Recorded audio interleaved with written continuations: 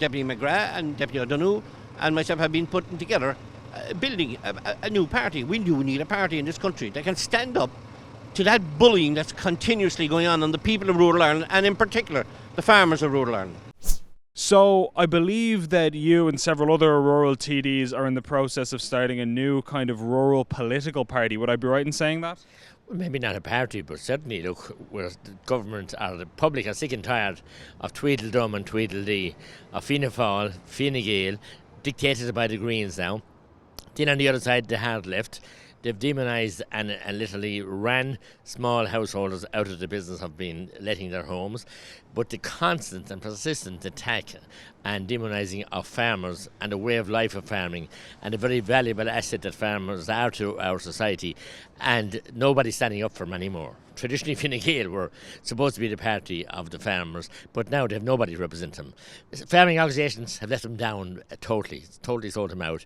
We saw this with the fishing as well. So certainly there's an appetite, like we saw with the Dutch farmers, there's an appetite for and a duty, I believe, on likes of us rural independents to offer an alternative.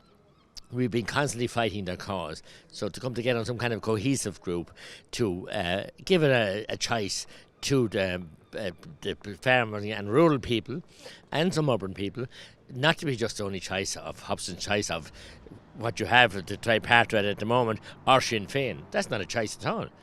They're all in the one boat. They're all globalists now, including Sinn Féin. They've abandoned their nationalistic outlook. They're total globalists. And in that pursuit of globalism, they've abandoned the Irish people. So I believe people need to stand up for the Constitution. They were elected to all end to represent the people, to do a job to legislate for the good of the people, not Ukraine and every other place that they feel like looking after other than Ireland. So it's a case of Ireland last and everybody says first. I want to put Ireland first. I want to put the rural communities and urban communities and our farming community. After all, they provide what we eat, sustain us. And if we don't have them, and the way they're going on with the carry on with nitrates directives and culling of cattle, we'll have hunger in this country.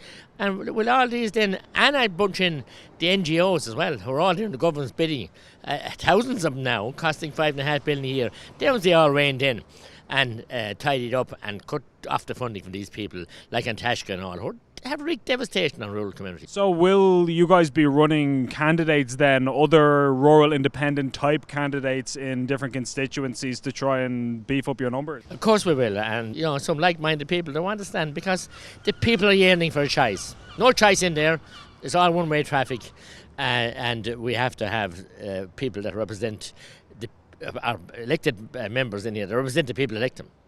Have you got a name decided on yet, or is that still in the works? Name is not important. It's what our policies are. That's what's important to people. Look what the people in Holland with BBP or something. I don't know what the name, that's translation in English.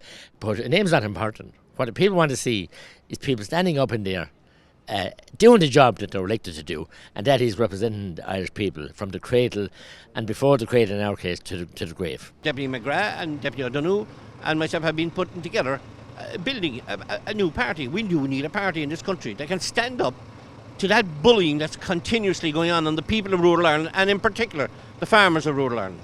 So you guys are starting a rural political party that would address some of the issues that you're talking about here? Absolutely, there is numerous issues, and we call them town hall meetings with individuals. We have Shane P. O'Reilly above Kevin Monaghan, who launched his election there recently, and with a town hall full of people that had questions, that are angry, that are hurt by policies that this government are implementing.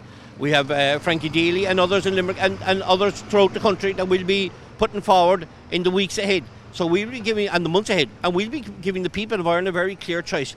Do you want to carry on with that kind of carry-on and rubbish that goes on inside there, or do you want real politics and real solutions, and stop pointing the finger at certain individuals